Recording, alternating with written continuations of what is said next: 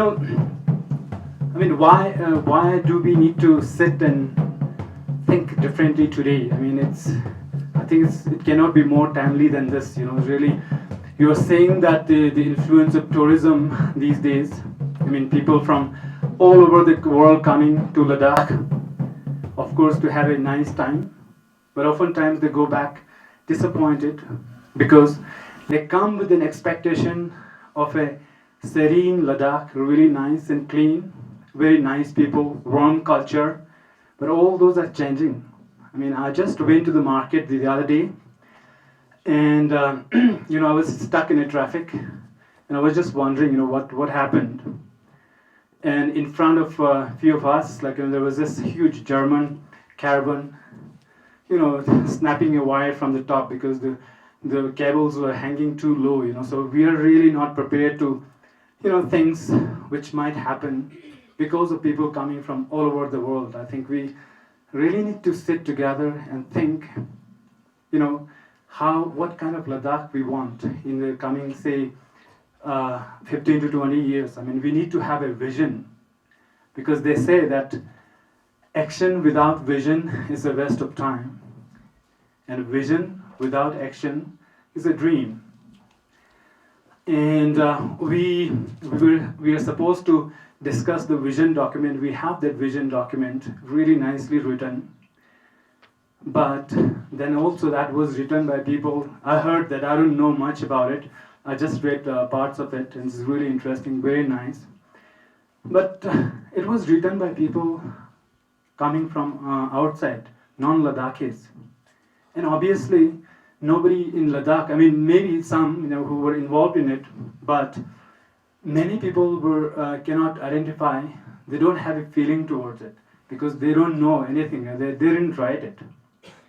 Yeah, so it's better that we revisit that document and see what good things there are. I mean, there are a lot of good things, and it was written 10 years ago, I think, and it's a vision 2025. There's still some time to go, and we're just in the mid, I think, the mid period. So it's a good time to revisit it and have a look at it. Maybe some of the things that are written there are changed, the scenario, the situations. So we have to see which things are still relevant, and maybe there are things that which need slight improvement or can be done slightly differently. So all of us have a nice, happy Ladakh, not a depressing, strewn with litter everywhere, traffic everywhere, a lot of health consequences. So coming to that, I mean, there are so many things to discuss about. You'll see here on this poster, Zaptung Chitos Jikaks, Lasna. So I mean, I think probably won't have that much time to discuss about, but we specifically talked about focusing it on waste management, packaged food, and health consequences. All of us know it's a big, huge problem. I mean, I don't know what kind of things we're eating these days. They're just come from outside packaged. We don't know what kind of chemicals there are in. I mean, we came to know very recently that the Maggi, very fortunately, is banned now. I mean, a lot of kids eat Maggi in schools, and so that's very damaging to the health. I mean, all of us knew long time ago the monosodium glutamate, and they also talked about lead, and there's so many other things of that. We also have a chemical like sodium lauryl sulfate, which they use it in some pesticides, and we put that every day, morning, evening, we put that in mouth, and that goes straight in your bloodstream. And many believe, I mean, there are some studies also saying that that's really carcinogenic. So we are actively or unwittingly, I don't know, putting all those in our system. It could be really bad. So the idea of coming together here is to discuss about all those things, what is good and what is bad. And as Ashish said, let's not talk about the bad things much, but we should talk about the bad things a little bit. Otherwise, we won't look for new things if we don't realize that something is bad, we won't look for a good alternative one. So we need to talk about the bad ones also, but very briefly, I think. I won't take much time. I mean, we really need to, work towards a Ladakh which is happy, clean, and very environmentally friendly. All of us, I believe that we can progress, we can develop without cutting our trees ruthlessly, thoughtlessly. I think I believe that we can have a Ladakh, nice Ladakh, progressive Ladakh, without wiping out wild populations from our mountains. And I think we can have a nice Ladakh, without misusing or exploiting our rivers, our lanes. We can have a better Ladakh without doing those things. So that's why we have gathered here, how we go about it, how we do that.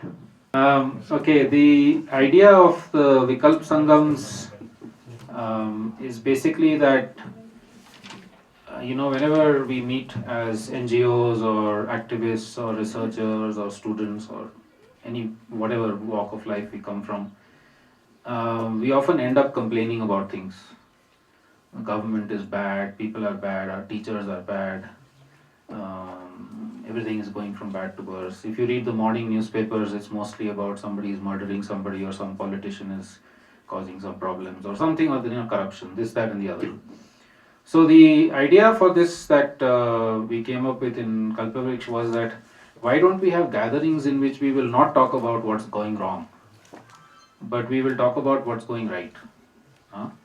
So because there is a lot of fantastic things that are happening in India, all over the country, there are people doing some amazing things, including of course in Ladakh, which we are just learning about now coming from outside.